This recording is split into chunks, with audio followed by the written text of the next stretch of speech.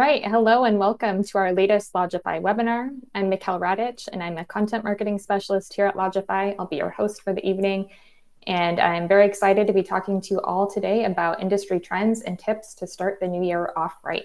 So thank you all for attending. Really excited to see people here from really all over the world. So yeah, thank you all. And yeah, if any of you guys have been to one of our Lodgify webinars in the past, just a heads up, this one will be a little bit different.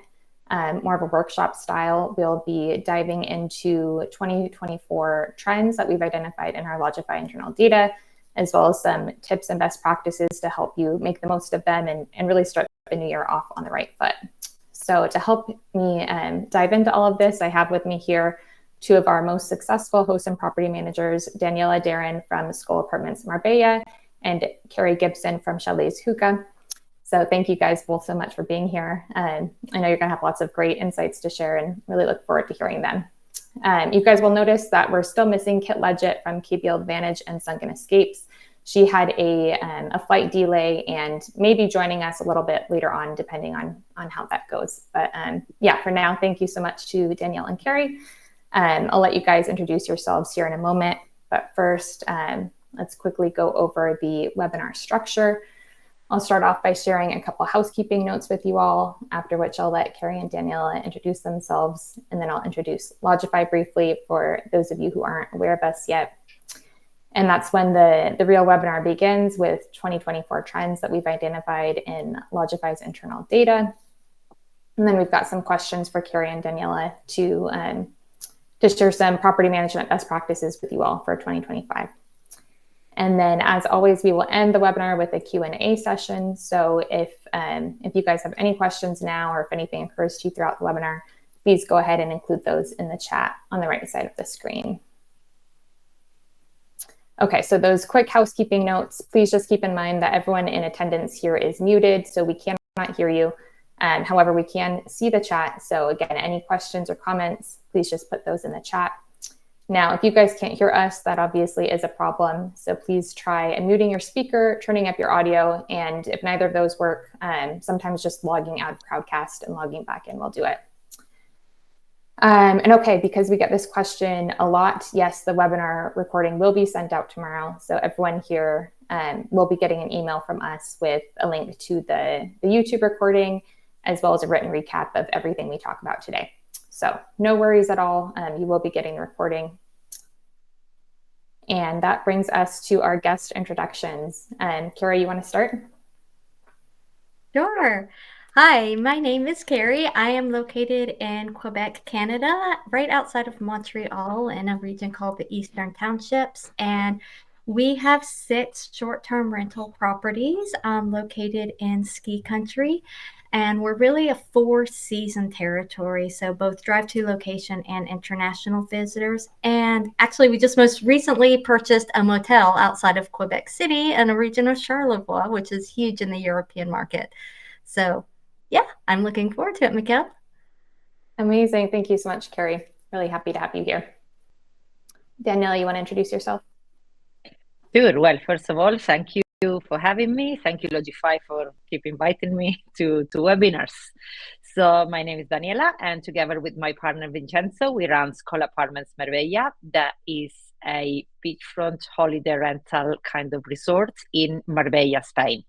Marbella is a worldwide known destination for luxury and super holidays, but we have found our niche in catering for the middle class and offering them small apartments on the beachfront, so they can enjoy the beauties of Marbella, but they don't have to spend millions and millions. So we have small studios, apartments, and set in this building on the beachfront with 3 pools and tropical gardens. What we also do is give them tips and tricks on how to make the most of their time in Marbella, with suggestion on where to eat, where to go, activities, and especially small business-run family restaurants and shops, so they can boost the local economy. So that's us. Amazing. Thank you, Daniela. Thanks for being here with us. Yeah, Kerri and Danielle both have really really beautiful vacation rentals. So if you haven't seen the websites yet, we'll be sure to include it in the blog recap tomorrow, so you can check them out. Okay, so I know we have a lot of Lodgify customers with us here today, but for those of you guys who aren't familiar with us yet, just a brief introduction. Lodgify is an all-in-one vacation rental software, and our goal is really to empower owners and property managers to easily create their own bookable website that drives direct bookings. Now, you can also use Lodgify to manage all your reservations and guest communications from one centralized platform, as well as sync your listings and calendars across external channels like Airbnb, Vrbo, Booking.com, and Google Vacation Rentals. Now, we also have a marketplace with over 30 third-party apps from a wide array of categories, including guest experience, dynamic pricing, turnover, automation, and more. So if there's something you want to do for your business that you can't do with our software, chances are we integrate with a third-party app that you can use. Okay, so now we dive into the first part of our webinar, which will be analyzing 2024 trends that we've seen in our internal data. Just to give you guys a quick idea of how we came across these numbers, we analyzed over 2.6 million bookings in the US, Canada, and Europe from our internal data. These bookings are from both 2023 and 2024, so we can see year-over-year changes, and they include direct reservations as well as bookings from OTAs. And just a little bit more context, the trends we're sharing with you here today are just a sneak peek at even more trends that we'll be sharing in our end-of-year report to be published mid-January. And as part of that same report, we'll also be sending out a survey to our entire community, including everybody here on this webinar today, with questions about 2024 goals, challenges, tools, processes, things like that. So please keep an eye out for this survey. It should be heading your way soon. And just please know that we really, really appreciate your responses. They're really key in helping us share helpful insights with businesses like you guys, so that you have the information you need to make strategic business decisions. So yeah, please do respond if you get a chance. It'll be heading your guys' way soon. And yeah, thanks in advance for your time there. All right, and on that note, we will actually dive into the 2024 trends, starting with booking window. Okay, this is also referred to as lead time sometimes, and it really just means how far in advance of the booking that people make the reservation. So if I say the booking window is 30 days, for example, that means people reserve 30 days before check-in, right? And when we looked at average booking window in our internal data, we saw a 1% decrease in the booking window. And essentially it dropped from 47.3 days in 2023 to 46.7 days in 2024, representing just very slight decrease of 1.3%. At the same time, we noticed a 6% increase in last minute bookings. So we define last minute bookings as those made 0 to 7 days before arrival date, so about a week before check-in. And those increased by 6.3% this year. Also of note is that last minute bookings make up 30% of the total bookings we've seen for Lodgify customers. So pretty significant numbers there. Now, Kerri and Daniela, to kind of see what we can do with those numbers, right? I'm curious how you guys encourage early bookings while also taking advantage of last minute stays, since we obviously want people to book as early as possible, but the reality is they are booking closer to arrival now. Either of you guys feel free to jump in. So I'll go ahead and go. Okay. Gosh, that is like the biggest quandary, right? We all really want early bookings and we strive for that.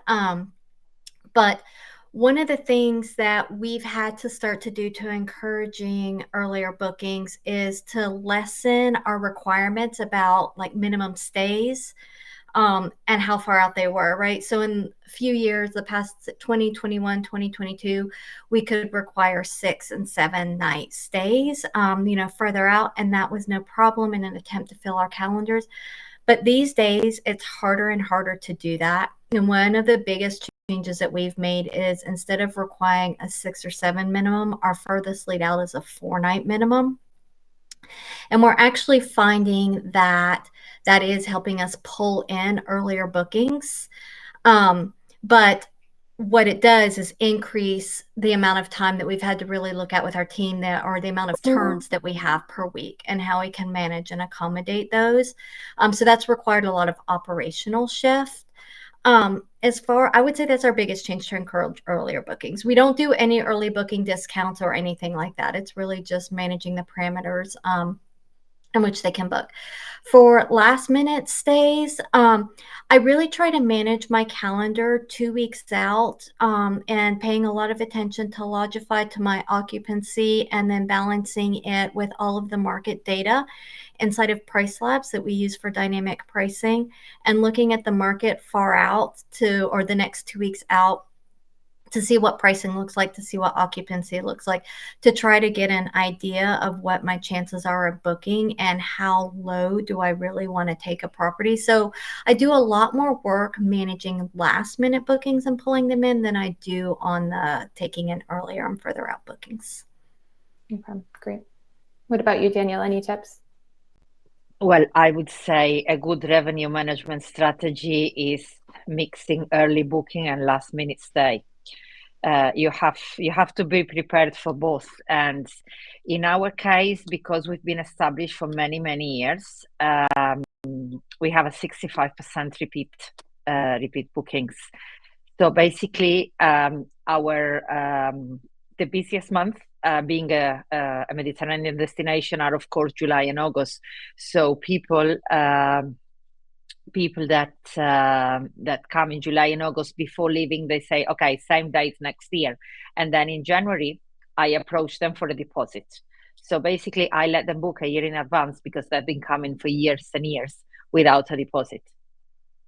So that's step number one to getting like 50% of the inventory booked over July and August. Then in winter, we have the Canadians that do our winters. So February and March are the new July and August. So, and that happens again before leaving. They say, oh, sometimes next year. But not only that, we have Canadians that have booked winter 2026 and even winter 2027, because once the clients really find what they want, the guests really find what they want, and you give them what they want, you provide what they want, they will just keep coming back for more. People don't really like to think. People like easy, especially when going on holiday. They like easy. They don't want surprises. They do not want adventures. I mean, our guests are not an adventurous type of guest. They don't come to try different things. They come to get sunshine, relaxation, some active holidays, and good food, basically. So if you give them what they want, they will just repeat and keep booking and keep booking. Now, if you are in a city and you don't have any repeat bookings, then of course it's very important, as you said, Kerri, to lower down the expectation, the minimum stay for to get those booking. And for last minute, this is why I was saying at the beginning, it has to have a balance of early booking and last minute, because last minute, let's face it, you can sell it much higher. So if you have a gap of 2 or 3 nights in high season, you can sell it at least 30% more than sell it as an early booking. In fact, a lot of people say, oh, I'm booking for next year. That, yeah, you're getting this year rate. The rate will go up in January. So you have to firm it up now. So everyone is always looking for a deal. And the last minute bookers, they know they're paying more. Right. Like when you book a flight, if you book a flight in the next 2 hours, it's probably going to cost you €1,000 to go to Barcelona, for example. Right. It's finding that balance, right? Yeah. Amazing. Thank you. Okay, that brings us to our next trend, which deals with length of stay. And specifically, when looking at the numbers, we've seen a 3% decrease in average length of stay. It dropped from 3.73 days in 2023 to 3.62 days in 2024, so representing just a very slight drop of 2.9%. And at the same time, we've also seen a 1% increase in bookings of 1 to 3 days. So really just these like weekend or long weekend kind of bookings. And the number of 1 to 3 day bookings has increased by just 1% year over year. But also interesting, it makes up 71.4% of total bookings for Lodgify customers. So really the majority of our bookings are just between 1 and 3 days for super short stays. So obviously all bookings are accepted, right? We'll take what we can get, but longer bookings, I know from hearing from you all, are great to, one, increase occupancy, and then to reduce the turnover we're having to manage. So I'm curious to hear from you guys how you try and encourage longer stays.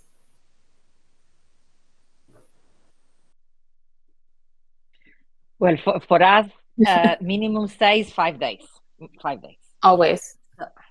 Always 5 days. For example, last week we had a local bank holiday, so we had drive people that would drive here. So we did 4 days, but literally it is not, especially out of season, it's not worth the while. They're a very small apartment. The rates are pretty low, so less than 3 days. By the time we take out our percentage, we have to clean out of that percentage. It's not worth the while. Chalets and bigger properties are different, but still, I know a lot of people, they don't open houses for less than 3 days. Okay, interesting. What about you, Kerri? For us, we are in that chalet market. So while we are for season, we do have very high seasons. So like July and August for us are big summer seasons. And then November and March are high for ski season. So really, I try to manage my stays by what the season is, right? So for the high season, I can demand, like I said, I lowered my maximum to 4. But even then, I'll do blockouts of days like holidays and spring break, like Christmas, where we can demand a higher reservation. But things that you can do to stack to that is, number one, reaching out to your repeat guests, because we are also in a repeat guest market and a drive to, and letting them know as soon as calendars are open so that they know that they have first shot at getting bookings of what they want. And your repeat guests, our repeat guests, tend to book further out for higher amounts of money for longer stays. So reaching out to them as soon as the summer months open up or as soon as the holidays open up and letting them know just, hey, we're open, tends to fill a lot of those high season. We're not as high as Daniela. We are at a 30% annual repeat guests and 40% in high season. But that's still like 40% of your revenues that'll be blocked way in advance on the higher season. And then you will have more of an idea of what your gaps are that you need to fill in, any strategies you need. Like maybe you'll have a 3D gap on the in-between. Can you increase those prices? How can you make those available? In the lower season, is where I really focus on trying to encourage longer stays, because that's when they drop down to 2 nights or 3 nights. We never allow a 1-night stay in a chalet just because the turnover work is way too much. So we have 2-night minimums, but trying to get people in for longer amounts of time. So offering like steeper discounts, offering programs. That's when we'll also go out and put together like a program with local restaurants and spas to put together like, hey, a 3-day stay during the week. And it includes, 3 nights at a chalet plus a dinner and a spa that they can get for a discounted price, to try to fill those weekdays, which tend to be lower. Another thing that we try to do is target like our surrounding cities like Montreal and Quebec, and looking for people who want to work outside of their home. They have work from home flexibility and they can come out and they can enjoy the chalet. We've actually been quite successful in being able to do that.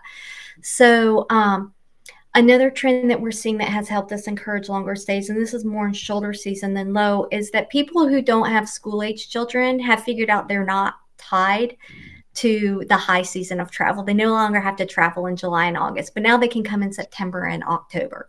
So finding those customers and identifying and speaking to them in your marketing campaigns, talking about, the fall season for us and the benefits of coming for a longer stay then, when the prices are a bit lower, the crowds are a bit lower, but all of the tourism ideas are still open. So really understanding what's happening in your area each of those months, each of those seasons, and then who to target and them and what kind of offers are going to bring them in. Is it retirees that are looking for a break that is outside of the high season? Is it people who have flexibility with work travel or with working and they can come work from the chalet for 2 weeks or sometimes even a month? So that's where we have found quite a bit of success in getting some of those longer stays. Oh yeah, Amazing. digital nomad and remote worker are a big trend. Well, they've been a big trend since lockdown, and tapping into them is extremely important for the low season and even the medium season, and also in summer in high season, whatever your high season is, it might be winter, for workation. Because if they can work from your accommodation, they can stay longer. We have families that stay 1 and 2 months in summer because they can work remotely from the apartment, and the kids can just enjoy the summer in Marbella, the pool, the beach, and the activities, and they have a better quality of life. Obviously, they have to be able to afford it, but if they can afford it, they will, because quality of life is very important for families these days. They want balance, they want to spend precious time together and really do things, just be. Absolutely, yeah. That trend of workationing, and especially when it comes to improving quality of life, I think is a trend that's not going anywhere in 2025 for sure. No, it's staying. Workation and leisure, they're staying forever. Yes, exactly. All right, that brings us to our next trend, which looks at average daily rates. And specifically, we saw a 2.7% decrease in ADR year over year. So it dropped from 254 in 2023 to 247 in 2024. And again, this is looking at numbers for US, Canada, and Europe overall. So we'll see variation from one country to the next. But this is the general trend we're seeing, which obviously isn't great news considering inflation and increasing costs of doing business. Which brings me to my question for you two, which is how to optimize your rates. I know, Kerri, you mentioned that you use Price Labs. Is there anything else you do here? Yeah, absolutely. So we actually, since we started using Price Labs, this about almost 2 years ago, we have found that our ADR has gone up and our occupancy percentages have gone up. And that's because instead of me like madly having to try to figure out spreadsheets and predict trends and, go out and doing my own competitive analysis, I'm able to use dynamic pricing that's looking at the trends further out and is automatically adjusting. Like I tell the dynamic pricing what rules I want it to play within. Like I'll never do a stay longer than or shorter than 2 nights, but I also, if it's more than 14 days, there are certain rules that come into effect, with our municipality that I have to be aware of. So I tell it what rules to play within, and then it just goes out and it manages everything for me. And it was very nerve-wracking for me to do that. But, and coming up on 2 years now, because it's able to automatically adjust for gap nights, it's able to automatically see a spike further out for maybe an event that's coming up, like a hockey tournament or something that's coming to town that I was not aware of.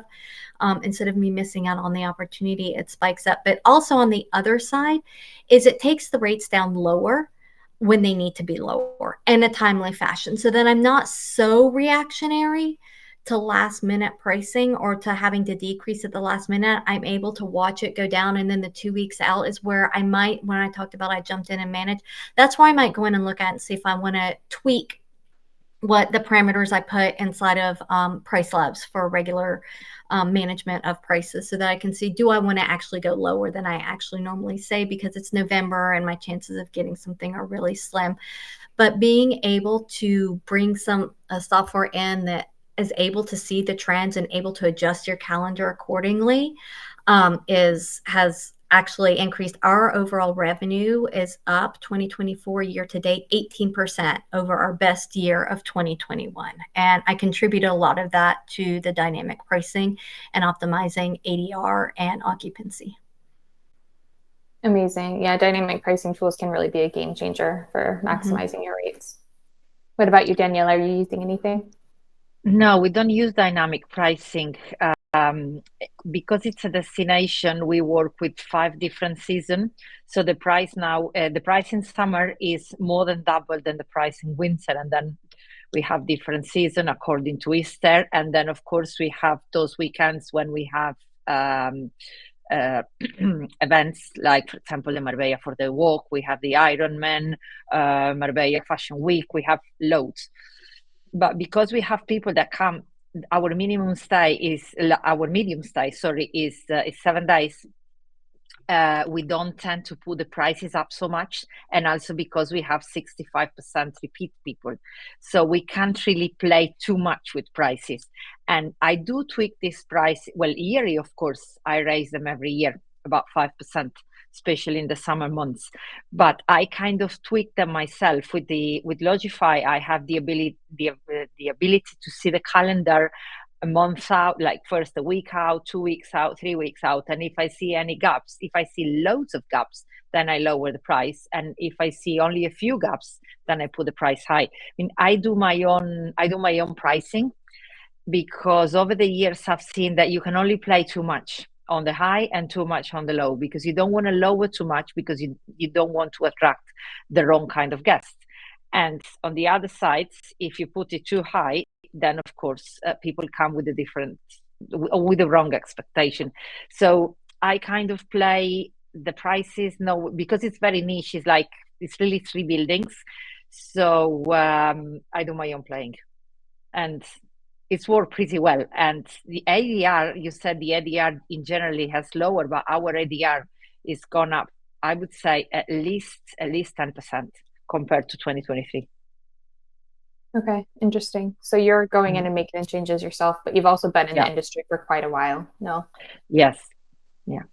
A few years. I love that so much. 2 different ways to manage. And like, it just shows the difference and how you can manage your business once you know your market and you know your guest type. Like, because of where we are and where there's no way I could do it as effectively as Daniela could do it and maximize my revenues, just because there's so much more in our market that's dynamic, and it's just so different. So I think that's like really something important to know, is when you're choosing how to do your pricing and your tools, knowing who your guests are and what your market is and how it flows is super important.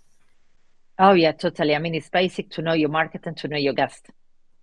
Otherwise, I mean, you do dynamic pricing. I mean, people in cities, they do depend on dynamic pricing, because there's basically 0 repeat guests and all OTA dependent. So you have to do dynamic pricing, yes or yes. Absolutely, yeah. That goes to show, though, that there's no one way to do it, and you really do need to consider your business needs. There are more than 100 ways of doing it. Yeah, which is why it's so complicated, right? Yeah. But it's not an easy business, apparently. You need to know a bit of everything. Exactly, yeah. Okay, well, thank you both. That brings us to our last trend we'll be looking at before we get into some more general property management best practices, and that's number of bookings, specifically number of bookings per house listing. And this year we saw an 8% increase in number of bookings per listing, which should really represent an occupancy boost for everyone's calendars. And I'm curious if you guys have seen this, first of all, in your rentals, what you might attribute it to, and if there's anything specifically you've been doing to boost occupancy, or if you have any tips to share with everyone here. Maybe Daniela can start this. Okay, perfect. Social media marketing. Okay. That's been our trick really for the last 4 or 5 years. We found that if people are constantly in touch with the destination and with the accommodation, they feel much more inclined to rebook us, because they see us on social media all day, every day. And I basically talk to them the same way as I talk to you. So like having a conversation online as if you had that person in front of you in the garden or in the reception. So really telling them, okay, I've just discovered this new restaurant and we've had this to eat, and you should really try and book it next time you're in town, because we believe it's really good experience for you. Or for example, today I put a post out on another trend for 2025, that is the wellness holiday that we said before, like who's going to tap into the wellness holiday. And previous to that, I put a post on story yesterday, would you be interested in that? And like literally 100% of the respondents say yes. So today I told them how we can help them having a wellness holiday in Marbella. So really, I give them what they want, online and offline. Favorite channels: Instagram, Facebook, and WhatsApp. WhatsApp has been really a discovery for us. We've been using it for probably 10 or 12 years, ever since it came, as a messaging platform. But when status and broadcast messages were implemented probably 6 or 7 years ago, we started to use it as an alternative to email marketing. So we send our newsletter every month, and then every week we send a broadcast message with a nice, cool video of the beach, or the old town, or what's going on around here, and people really react to that. They feel they connect. We build relationship with them. We've created our community both on Instagram and on WhatsApp, because what I say, that they like to be connected with us and with the destination. So yeah, social media marketing is the way to go. It's a lot of work, it's very hard, but if you like it, go for it. It's extremely rewarding.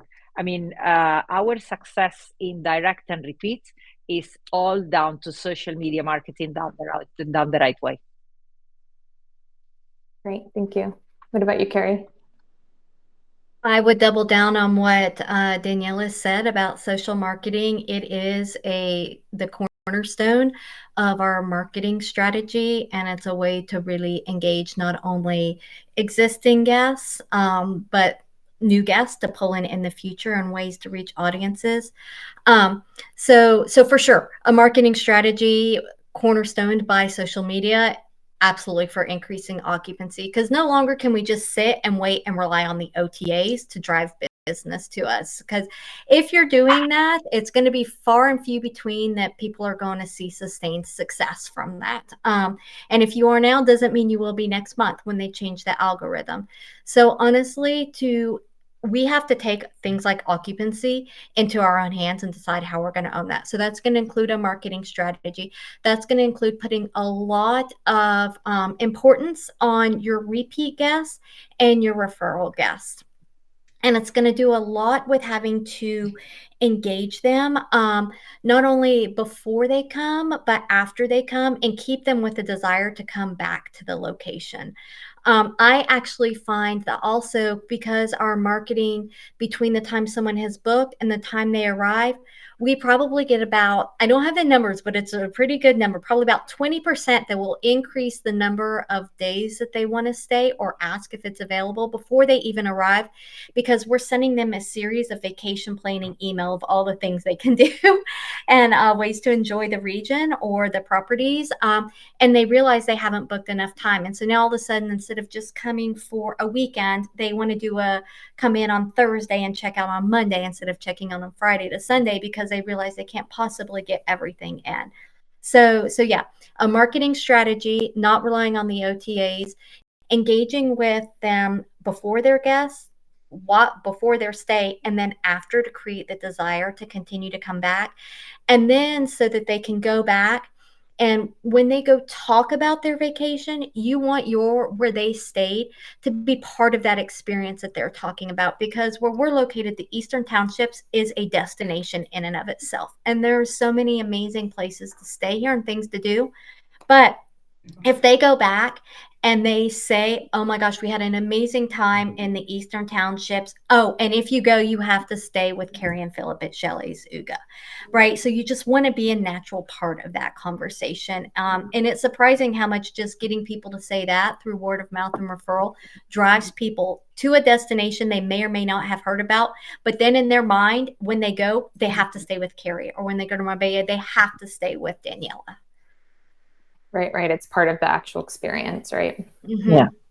Yeah. And set yourself as the expert of the area, and people will just keep talking about you. But increase in occupancy is a lot of work. Like, make no doubt, you have to be engaged with future, existing, and prior guests, and that's a lot of work. But it's very rewarding. I love it so much. Exactly like Daniela said. Great, thank you both. Lots of tips there, and you guys touched on some things that we'll be getting to a little bit later with some more questions. So even more tips coming, I'm sure.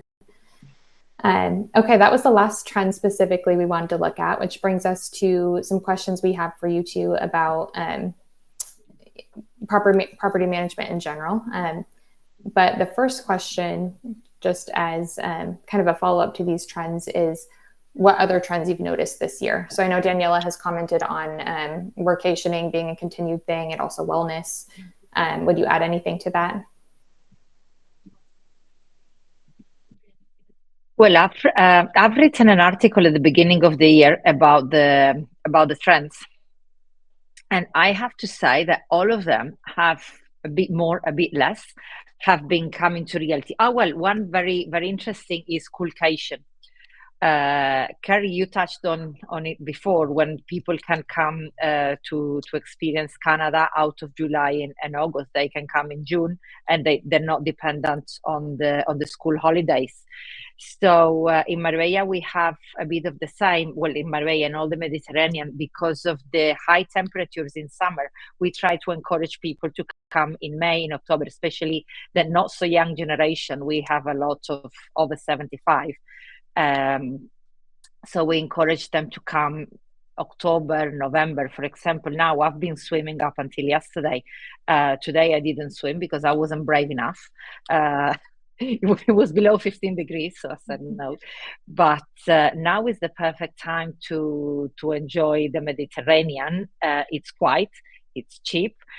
You are boosting the local economy, and is not full of people, because the experience is completely different if you go anywhere in the Mediterranean, July or August, or you go in January, February, or November. So yeah, coolcation is also a big trend. And I know a lot of people here from Spain or from Italy or from Greece, where we have a lot of contacts, people that have to take holiday in July and August.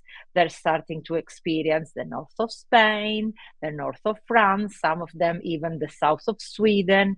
Apparently they have amazing beaches, and they have 20-25 degrees in August, and here we have like a solid 40 degrees. So yeah, coolcation definitely is another trend that will stay with us. Love it. Thank you. What about you, Kerri? Have you noticed anything else? I have. So we're seeing a lot more multi-generational travel that's happening. So grandparents with their kids and their grandkids that are all coming together, and they might not even all be staying like in the same property. We'll have them, renting out multiple properties, side by side. And so that they can still have their time together, still have their events, but have their space. But definitely the boomers want to travel more with their kids and their grandkids, is what we are finding.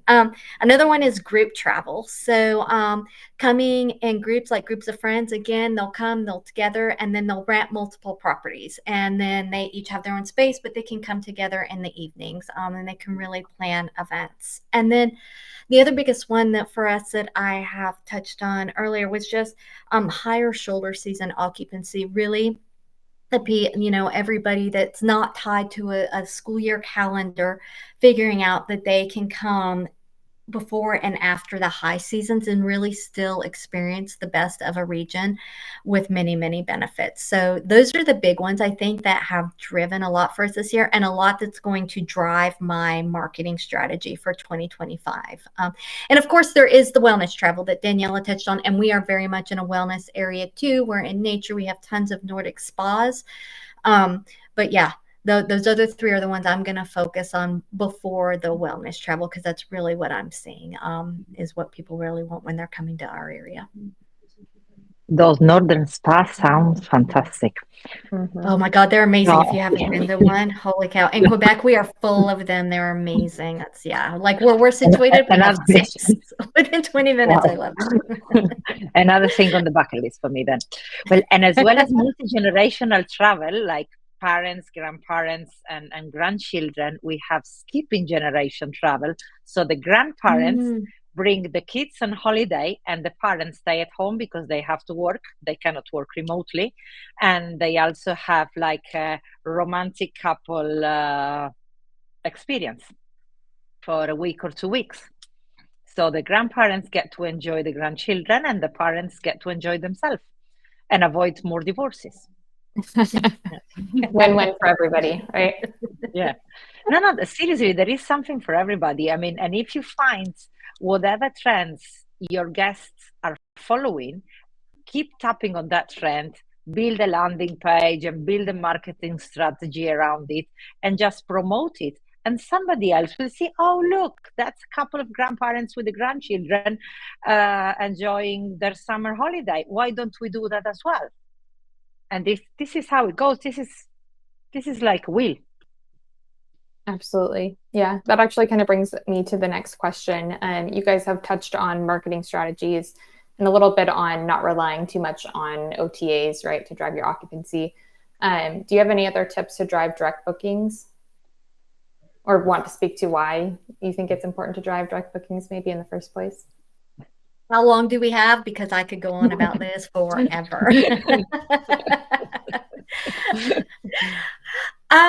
So I think that for anyone that wants for vacation rentals, short-term rentals, to be a revenue driver for you, a part of business, not just something you're doing on the side to pay for your secondary home, like having a direct booking site, if this is really an income source for you, is only going to become more and more important for multiple reasons.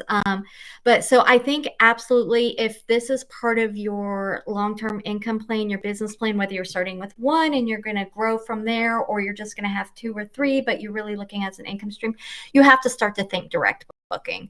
And in order to do direct booking, you have to have that marketing strategy to support it. And that marketing strategy being all the way around your website. Your website has to be warm and welcoming, right? You have to build trust for direct bookings from every touch point.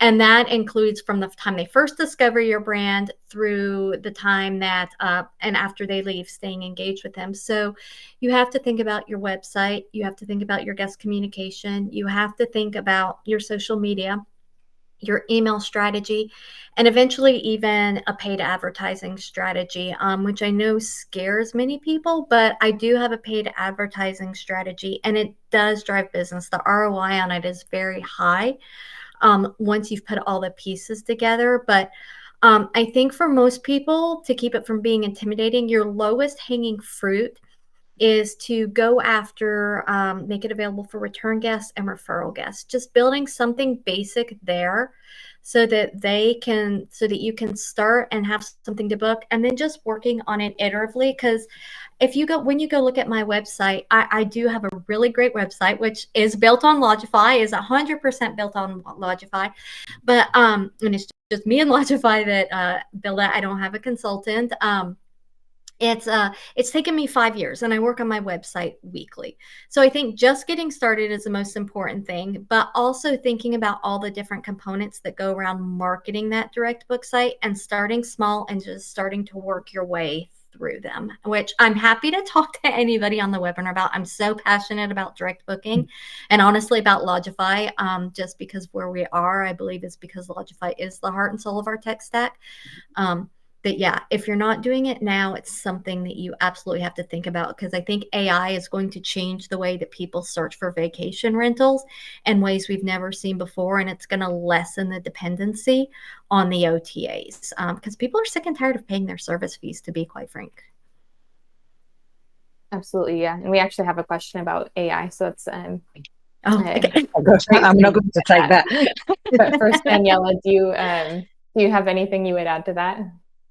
Yes. First of all, I've been around since before the OTA were invented, so all my booking were direct. When I started, I was just chatting to somebody today. We used to put advertisement in the paper. People would ring up and they would turn up that day, and they were shown into whatever apartment was available because they couldn't couldn't choose anything. This was way before website. This was 1999. So the only thing I would add to Kerri is curate your OTA bios. So first of all, on the OTA, you have to use your unique name. If you see on Airbnb and Booking, we are Daniela and Vincenzo Skol Marbella. So if you take that name and put it into Google, you can come directly to our website or to one of our social media. And especially the Google My Business. So if you do paid advertising, you need also to curate your Google My Business with pictures, with reviews, and especially encourage people to publish their picture. Because if a guest publish a picture, is worth 3 pictures that the owner of the Google My Business publishes. So encourage your guests not only to leave review, but to also put pictures. And always put a face to the brand. Put your beautiful smiling face, because if you want this business to work for you, you have to work really hard on the social media, on the direct booking, as we're saying, but you need to put yourself forward. If you want people to come to you, you have to be there at the door, receiving them and the virtual door is the OTA bio. Nobody talks about the OTA bio, and it's actually the first business card a wise guest that know that they're paying 20-25% more on the OTA will go to look. I mean, every time I look for something somewhere, anywhere, I go on the OTA and then I find the host direct. I mean, it's not rocket science, come on. It's putting a name into Google.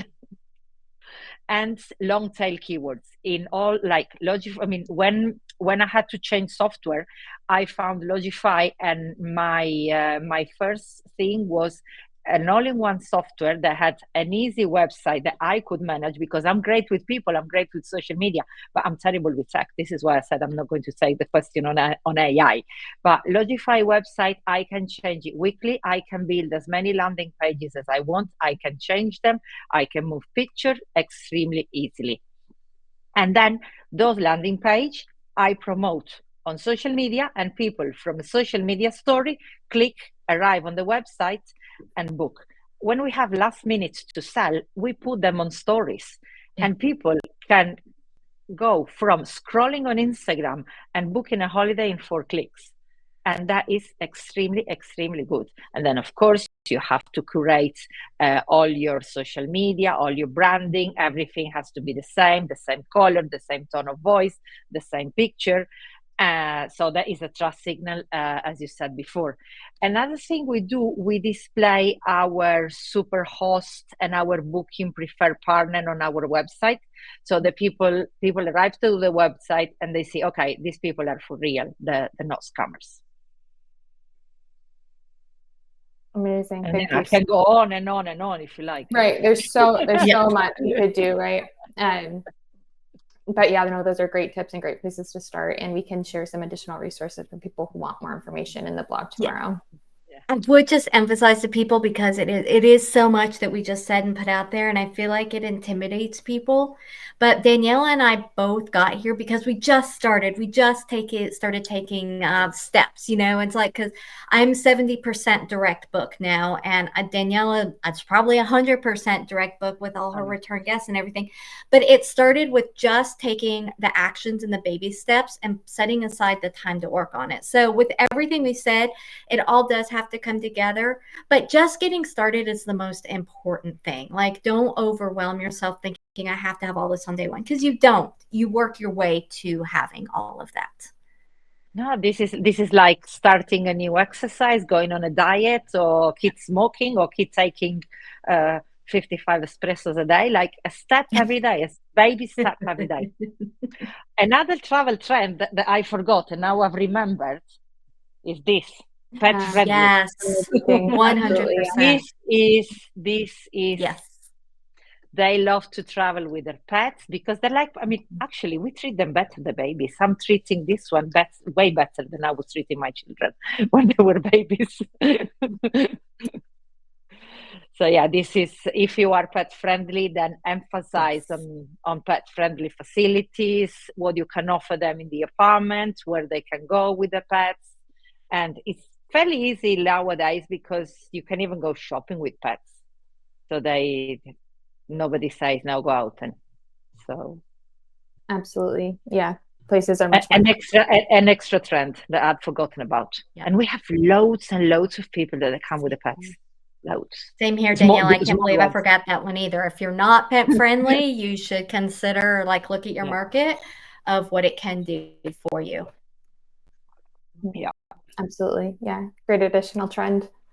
Okay. So next question, you guys have, Daniela, you touched on this a little bit, but how do you encourage positive reviews and or deal with negative reviews? Hopefully we don't get too many of those, right? But occasionally they come. Negative reviews, they come from booking.com because they come with the wrong expectation. They come thinking that this is a resort and it's not. Why is that? Because on booking.com, they don't display the property as they are 100%. So people that come with different expectation, they will leave a bad review. But in general, if they have on the day after they arrive, we send them an automatic email through Lodgify, very easy to set up, even for people like me.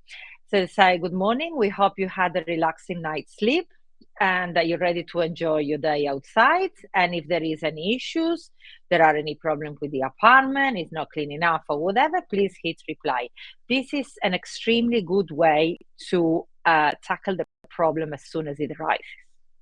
Because if they say, oh, there's not enough hot water, then you send maintenance and you action on the issue right away, and you can avoid a negative review because you are proactively approaching them and asking them if everything is all right or if they need anything. Great tips. And then positive review is pretty easy because you give them a great experience, and they will want everyone to know that they've had an amazing stay with you. So yeah, basically give them what they want and make them happy. Love it. What about you, Kerri? I would 100% what Daniela said, just leaving those lines of communication open so they have an opportunity to come to you. As soon as there's a problem, you have the opportunity to resolve it. The other thing we do that when guests check out is we send them a message, again, thanking them for their stay, asking if they have any suggestions on what we can do to make it better for the next time. We look forward to welcoming them back. Oh, and if they could go leave us a review, and we give them the links to leave a review. And or if there was something that they would like to tell us about, please just, we give them another link to email us directly, which is actually a link to my WhatsApp, so I can get it and respond to it right away. So most people, first of all, you have to deliver on the expectation, exactly like Daniela said. If you're not delivering on the expectation, it's not going to happen. But also then if there's any little things that come up that you can solving it, and then by the time they finish their stay, it's done. I will be honest, I haven't really had to deal with negative reviews.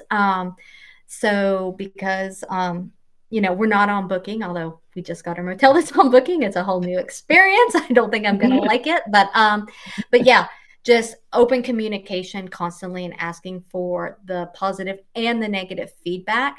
And then one thing I do for guests is when they give negative feedback or something that needs to be suggested or changed, and we actually implement it, I then take a picture of it and I send it to them so that they know that we heard them and that they know that even if we didn't fix it for them then, that we're serious about it, so they don't have any qualms about coming back or recognizing or referring us to other people. I remember a couple a few months ago, they left a review, said 5-star review, amazing experience. We had an issue, I can't remember with what, and we were amazed it got fixed in like half an hour. So this is also kind of, changing completely from they were really angry. I said, okay, no worries, I'll send you maintenance and we fix it. I mean, we're human, we make mistakes. I can't remember exactly what it was, but like we fixed it in like half an hour and they were amazed. And they spent a week telling everyone, and then they left a 5-star review and they keep coming back. Mm-hmm. Mm-hmm. So yeah, it's extremely important to reach out to them and make sure they're happy and that you actually listen. Absolutely. And respond. Yeah. If they say that they tell you something's wrong, or even if they say it's great, even then, like, amazing. So happy you like it. We're still here if anything goes wrong. But especially if there's something wrong, you have to respond right away. So. Yeah. Right. Yeah, I guess want to feel heard, right? Yes. Great tips. Okay, so for our next question, mentioned beta question about AI. So I'm curious if either of you use AI, and if so, how? Since there's so many ways we can be using AI now. I do. I use it every day, multiple times a day. It's amazing. So first of all, I want to start out with saying, like, everybody talks about AI, says AI is not a replacement for you and you bringing your warmth, your personality, and your brand into everything you do, but it's a way to enhance and make it better, is how I use AI. But I use it every day to create content or to refine my content, to help me craft messages, especially if you get a complaint or something's not going wrong, like just going and putting in and craft a response for me that's nice and kind and full of warmth, But other than that, we also use it to analyze data. We're constantly uploading Excel spreadsheets and asking for an analysis of, like, of look at different data to tell us, like, what's the most common age range that's bringing dogs with them, right? And it has our guest database upload and says, okay, people between 45 and 55 are X% more likely to travel to your properties with a dog. So we're able to use it for things like that as well. We're also using it in ways, because we do a lot of data analysis ourselves, like pulling the raw data out of Lodgify or Airbnb or Enzo or QuickBooks, whatever we're using to compile it all together, pulling it all together and using it to help us analyze data from all of the different sources. And then also, honestly, to offer suggestions to problems. Hey, we have a guest that's having this problem, or we're having this problem with the property. Are there solutions of what I can do to fix it easily before the next guest arrives? Because I don't have time to, replace a whole entire bed or something like that. How can I stable it? Things like that. And you would be amazed at how much problem solving it can do for you as well. Things you've never even thought of, like, oh my God, thank you. You just ChatGPT, you just saved my life, or my guest experience. You just saved my guest experience. Absolutely. Yes. So many use cases. Question for you. Why don't you use key data to do all the data analysis? If you want a very transparent reason, I would love to. It's a monetary thing. Like, I haven't won. When I prioritize, because investing in technology is expensive. And if you don't watch it, your tech stack can get out of control. And especially as technology grows in our space, it can become redundant. And so we started building our own data analysis inside of Excel before any key data and AirDNA existed, and we're here for smaller businesses like us. So we already had a huge a database where we dumped all our data. And so we will start doing it and pushing it out more and more. But right now, it's right now we know how to dump, we run the button, and we have all of our own data. So, but yeah, we will use a key data eventually, but it's just a prioritization of, we have the capability ourselves right now, and we have a lot of things demanding our money. I understand it, and you are very intelligent people. I mean, I have difficulties reading the key data dashboards, let alone taking a spreadsheet and putting it up to ChatGPT and make sense of it. No, we don't use AI. We don't use AI. I don't even know where to start. I mean, I've tried to use ChatGPT for a bit of content or because obviously English is not my first language. So when I write in English, I write pretty decently. But if I put it into ChatGPT, it doesn't really have my tone of voice. So I don't like it anymore. And I just use the original thing I've written. Maybe it's just me. I'm old-fashioned, probably. No, but it's a fair point, because I've worked with ChatGPT a lot, and we do have the paid version of ChatGPT, which allows you to do some customizations and things. And it has really learned the voice and the words that I kind of like to use. Like, I'll tell it, okay, stop using the word nestled. I don't use that word when I speak, things like that. words that are not, and you can train it to use the words you use in the brain you do. I 100% always tweak it. Like, I always copy and paste it and tweak it, but it's getting better and better and better and speaking in my voice. And it's always taking what I said, it's just making it more readable, maybe adding a little slant to it of something that I hadn't thought of, like, hey, what's a suggestion I might have missed in this, list of top 10 things to do. So it is getting smarter and smarter, because that is a very, very fair thing to say. You never want to just copy and paste what ChatGPT or, any of them say, Gemini, or, it's always make sure it's coming from you, because you can tell when it's just AI and not a human. Oh, totally. Totally. Yeah. They even use it for LinkedIn comments, let alone LinkedIn posts, but they're using it for LinkedIn comments, and it's like, it's dreadful. What I have been using it for is to write captions for Pinterest posts, because for Pinterest, it crafts exactly the tone of voice the Pinterest algorithm likes. Okay. And because Pinterest is not a thing that you have to rank immediately, but you will rank in 2 or 3 weeks, what Pinterest wants is just constant content, like 3 posts a week, but it's constant. If it is constant, then it will push it out to people. And because Pinterest is like YouTube, is at the very, very top of the customer journey, it doesn't really matter what tones of voice it is. It's more the visual and the message that is important. But then when it comes to the mid stage of the journey, Instagram and Facebook, I really need it to be my tone of voice. Yeah. But hey, if it gets better, who knows? Absolutely. Yeah, it just goes to show it's a really fine line between using it to help you save time, especially improve messages, right? But then also not sound like a robot. We did just get a question in the chat whether Lodgify has anything with AI. We do have an AI assistant in our unified inbox, so you can get suggestions for messages to send, get help improving your messaging, that kind of thing. I'll include a link with more information in the blog post tomorrow, so you guys can check it out if you haven't seen it already.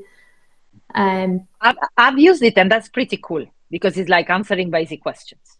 And just right in front of your eyes. Yes, exactly. Yeah, just like ChatGPT. Yeah. Okay, we have a handful of questions left. You guys have a few more minutes? Sure. Yeah, okay. I'm wondering if you have any tips for managing your rental from afar, such as while traveling for the holidays. Or if maybe you've never done this. Workation. Oh yeah, we've done quite a bit of traveling, because we travel quite a lot for conferences, and this year, for the first time, Vincenzo and I traveled on our own for holiday, and we left the children in charge. We have a son who's 19, a daughter who's 21, and a nephew who's 23. And the 3 of them plan to take over the business. So they have been seriously working for about a year alongside us. And this year, for the first time, we left them alone. And fair point, the business still exists. No, seriously, not only that. I mean, I send them around to clients, and clients, you really have smart children, very nice. And so yeah, they've taken it seriously. And in our case, the only way of traveling, because it's 90 something apartments now, so, and it's a 10 months a year season, so there has to be somebody here on the ground. We can't just live and with nobody here. Absolutely. Yeah. What about you, Kerri? I would say this is where automation of your communications is really, really important, and where AI can really come in as well. So it learns, your guests and some of the most common questions they may ask, so it can respond immediately, because we all know guests are going to ask questions no matter how many times you put it right in front of them, like, where's the coffee machine, or how does it work, even though there's a QR code right next to it. We've told them 25 times what kind of machine and what kind of coffee we provide. So that's where automation of communication is super, super important. One of the biggest things that I do, our properties, we're not like Daniela, where someone has to be on site, because we are standalone properties, chalets. It's often that we don't ever see our guests face to face, because everything in their guest experience can be 100% automated if they want it to be. And we're here if they want us, or we're here if they want us, they just want to chat or meet us. But always setting the expectation with them. I always tell them in advance in the communications and send the text to let them know when we're going to be on holiday so that they know that we're on vacation as well. And I say, hey, it's Kerri. Philip and I are going to be gone visiting our family during the holidays. We are so happy you chose to spend your family holiday with us, but please know that we're not going to be on site. But if there is a true emergency, we have someone local that can come take care of it. And let me tell you how many true emergencies we have had during our holidays. 0. Let me tell you how many non-5-star reviews we've had because of that. 0.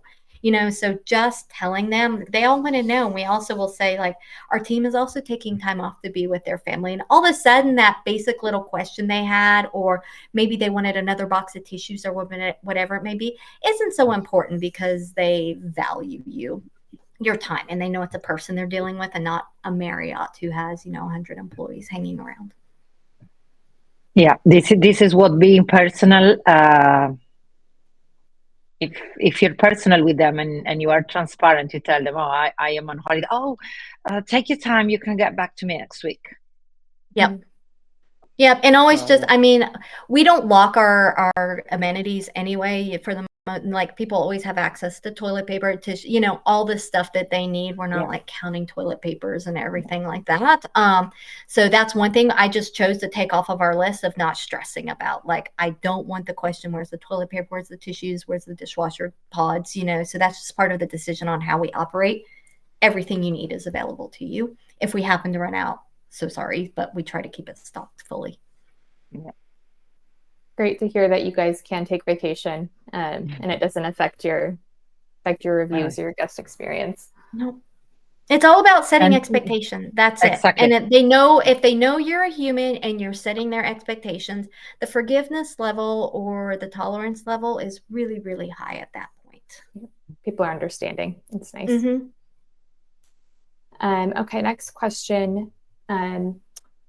From Seth Skelly, how are you tracking repeat guests through Lodgify if the guest doesn't say something? So I think they just want to know how you know who is a repeat guest.